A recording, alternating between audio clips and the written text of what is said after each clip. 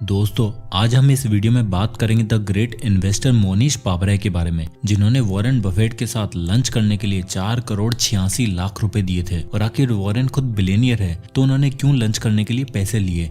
और हम ये भी देखेंगे कि मोनीश पाबराय ने पूरा का पूरा वॉरेन बफेट को कैसे कॉपी किया और वो खुद एक बिलियनियर बन गए। और ये सारी बातें हम विलियम ग्रीन की द्वारा लिखी गई बुक रिचर वाइजर हैप्पियर से देखेंगे। मोनीश पाबराय का जन्म 1964 में मुंबई में हुआ था और वो एक बहुत ही गरीब परिवार से बिलोंग करते थे। उनके पेरेंट्स महीने का मुश्किल से 1500 रुपए कमा पाते थे। मोनीश के दादाजी फेमस जादूगर गोगोई पाशा थे, जबकि मोनीश के पिताजी एक एंटरप्रेन्योर थे जिनके बिजनेस बहुत बार फेल हो चुके थे। मोनीश बोलते हैं कि कभी कभी घर की ऐसी हालत हो जाती थी कि हमारे पास खाने के लिए और घर के रेंट तक के लिए पैसे नहीं होते थे और मोनीश स्कूल में भी अच्छा नहीं कर रहे थे। वो 65 बच्चों की क्लास में 62 रैंक लाते थे और 9th क्लास में उन्हें एक IQ टेस्ट दिया गया जिसने उनकी पूरी लाइफ बदल दी। उनकी एक टीचर ने उनसे कहा कि तुम्हारा IQ तो कम से कम 180 है। और मोनीश बोलते हैं कि उस इंसिडेंट के बाद मुझे अपने आप पर बहुत ही विश्वास होने लग गया कि मैं कितना स्पेशल हूँ और मैं कुछ भी कर सकता हूँ। और फिर उन्होंने अच्छे से स्टडी की और हाई स्कूल के बाद एक साउथ कैरोलिना की क्लेमसन यूनिवर्सिटी में पढ़ाई करने के लिए गए। वहाँ पर उन्होंने एक इन्वेस्टिंग की क्लास अटेंड करी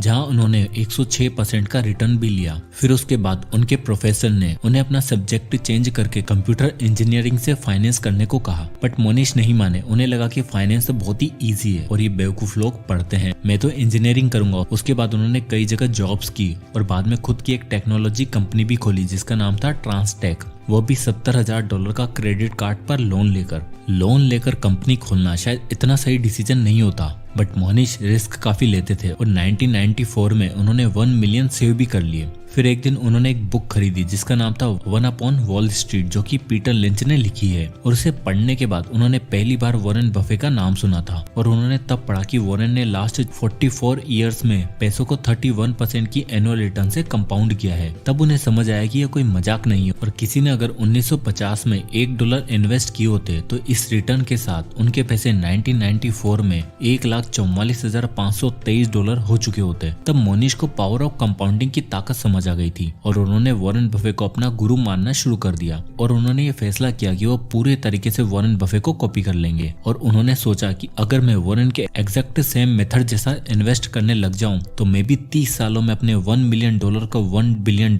में कन्वर्ट कर सकता हूं। और एक दिन मोनीश वॉरेन बफेट से मिले भी सही और उन्होंने उनसे कहा कि मैं आपके लिए फ्री में काम करना चाहता हूं। जिस पर वॉरेन ने जवाब दिया, मैंने बहुत सोचा लेकिन मैं बेस्ट काम अकेले में ही करता हूँ, इसलिए thank you for the offer. और उसके बाद मोनीश ने वॉरेन बफेट पर लिखी सारी किताबें पढ़ डाली और मोनीश ने ये किताबें पढ़कर वॉरेन से कुछ इन्वेस्टिंग के प्रिंसिपल सीखे। पहला कि कंपनी के शेयर प्राइस शॉर्ट टर्म में तो वोटिंग मशीन है लेकिन लॉन्ग टर्म में वेइंग मशीन है। मतलब कि अगर हम शॉर्ट टर्म में देखेंगे तो हमें लगेगा कि कंपनी के शेयर प्राइस कभी तो बहुत कम और कभी बहुत ज्यादा है, लेकिन जब हम इन्हें लॉन्ग टर्म में देखेंगे तो हमें दिखाई देगा कि उनके शेयर प्राइस वैसे ही मूव कर रहे हैं जैसे कंपनी एक्चुअल में परफॉर्म कर रही है। इसलिए हमें शेयर की प्राइस को नहीं जबकि कंपनी कैसा परफॉर्म कर रही है ये देखना चाहिए।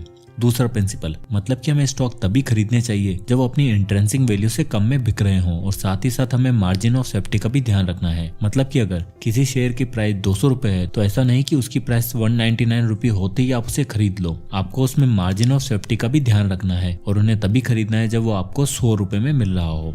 तीसरा प्रिंसिपल, बी पेशेंट। 1970 से लेकर 1972 तक वॉरेन बफेट ने किसी भी कंपनी के शेयर नहीं खरीदे थे क्योंकि वॉरेन को उस वक्त कोई भी कंपनी समझ में नहीं आ रही थी। और वॉरेन का मानना है कि हमें इन्वेस्ट तभी करना चाहिए जब हम पूरी तरीके से सही हो। अगर आपको कोई अच्छी कंपनी समझ में नहीं आ रही है तो कोई बात नहीं, वेट करो, पेशेंस रखो, लेकिन जबरदस्ती इन्वेस्टिंग नहीं करनी है। और जब 1973 में मार्केट क्रैश होने लगा तो वॉरेन ने वॉशिंगटन पोस्ट कंपनी के शेयर खरीदे क्योंकि उस समय कंपनी काफी बुरी हालत में थी और कोई भी उसमें इन्वेस्ट नहीं करना चाहता था। बट वॉरेन ने देखा कि उन्होंने उस वक्त वॉशिंगटन पोस्ट केवल $80 मिलियन में मिल रही थी और अगर उस कंपनी के सारे एसेट्स भी बेच दिए जाएंगे तो इजीली कोई भी उसके $400 मिलियन पे करने को तैयार हो जाएगा। और वॉरेन का कहना है कि आपको कभी भी ऐसी कंपनी नहीं खरीदनी चाहिए जिसकी वर्थ तो केवल $83 मिलियंस हो और आप उसे 80 मिलियन में खरीद रहे हो, आपको उससे ज्यादा का ही प्रॉफिट देखना है। क्योंकि जब भी कोई इंजीनियर कोई ब्रिज बनाता है तो वो मार्जिन ऑफ सेफ्टी का ध्यान रखता है। वो ऐसा ब्रिज बनाता है कि उस ब्रिज पर 10,000 पाउंड के लोड वाले ट्रक चलेंगे, बट वो ब्रिज 30,000 पाउंड तक के वेट को झेल सकता है। क्योंकि इंजीनियर मार्जिन ऑफ सेफ्टी का ध्यान रखता है, अगर उस पर 10,000 पाउंड से ज्यादा का लोड भी आ जाएगा तो कोई फर्क ना पड़े, क्योंकि उसने उसे बनाया ही 30,000 पाउंड तक का वेट को झेलने के लिए है। इसलिए हमें भी हमेशा मार्जिन ऑफ सेफ्टी का ध्यान रखते हुए बिजनेस को खरीदना चाहिए। एक और चीज जो मोनिश ने वॉरेन से सीखी थी कि किसी भी कंपनी के फाइनेंशियल स्टेटमेंट बिल्कुल क्लियर और सिंपल होने चाहिए। अगर आपको उस कंपनी के फाइनेंशियल स्टेटमेंट समझ में नहीं आ रहा है तो ये मान लो कि मैनेजमेंट आपसे कुछ छुपा रहा है और आपको ऐसी कंपनी में इन्वेस्ट नहीं करना चाहिए। इस तरह मोनिश ने वॉरेन को पूरी तरीके से कॉपी कर लिया था और एक बार ऑथर एक कोरियन रेस्टोरेंट में मोनिश के साथ डिनर कर रहे थे। तब ऑथर ने मोनिश से पूछा कि अगर आप पूरी तरीके से वॉरेन को कॉपी करके इतने अमीर बन गए हैं तो बाकी लोग वॉरेन को कॉपी क्यों नहीं कर पाते हैं। तब मोनिश ने ऑथर को जवाब दिया कि बाकी सब लोग मेरी तरह शेमलेस नहीं है, उनका ईगो काफी बड़ा है और अगर आप किसी को पूरी तरीके से कॉपी करना चाहते हैं या फॉलो करना चाहते हैं तो आपको अपना ईगो घर पर छोड़कर आना पड़ेगा। क्योंकि मोनिश वॉरेन को अपना गुरु मानते थे तो उन्होंने जो कुछ भी सीखा वॉरेन से ही सीखा था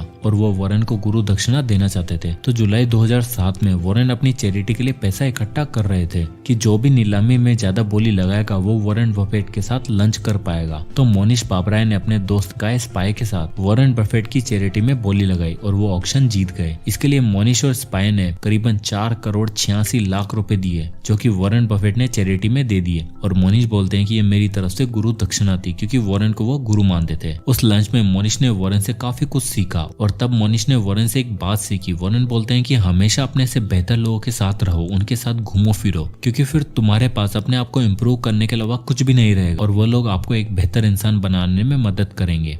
और ये बात मोनिश ने अपने दिमाग में उतार ली। वॉरेन की तरह मोनिश भी चैरिटी करना चाहते थे और मोनिश आनंद कुमार के सुपर 30 प्रोग्राम से काफी इम्प्रेस थे कि किस तरह आनंद कुमार ने कितने बच्चों की लाइफ चेंज कर दी है। तो मोनिश आनंद कुमार से मिले और उनसे कहा कि मैं आपके सुपर 30 प्रोग्राम को और फैलाना चाहता हूँ और उसके लिए मैं पैसे डोनेट करना चाहता हूँ। लेकिन आनंद कुमार जी ने मना कर दिया। आनंद कुमार जी ने कहा कि मैं पैसा नहीं लेता हूँ और ऑफर करने के लिए बहुत बहुत धन्यवाद, आप बहुत ही महान है जो हमारी संस्था के लिए इतना सब कुछ सोचा। और एक बहुत ही अच्छे मैनर में आनंद कुमार ने मोनिश पापराय को मना कर दिया और आनंद कुमार के सुपर 30 के प्रोग्राम से इंस्पायर होकर मोनिश ने भी कुछ ऐसा ही करने का सोचा और एक अंडर प्रिविलेज्ड लोगों के लिए एक दक्षिणा फाउंडेशन नाम की संस्था खोली और उस फाउंडेशन ने काफी लोगों की जिंदगी भी चेंज की है। और उसी फाउंडेशन में एक टेलर का लड़का पढ़ता था जिसकी फैमिली की मंथली सैलरी केवल 6,000 रुपए थी, जिसका नाम था अशोक तालपत्रा। अशोक हैदराबाद में एक बस्ती में रहते थे। उनके घर में दरवाजे नहीं थे बल्कि पिंक कलर के पर्दे थे जो बारिश को भी नहीं रोक पाते थे। बट अशोक पढ़ाई में काफी अच्छे थे और उन्हें दक्षिणा प्रोग्राम में ले लिया गया था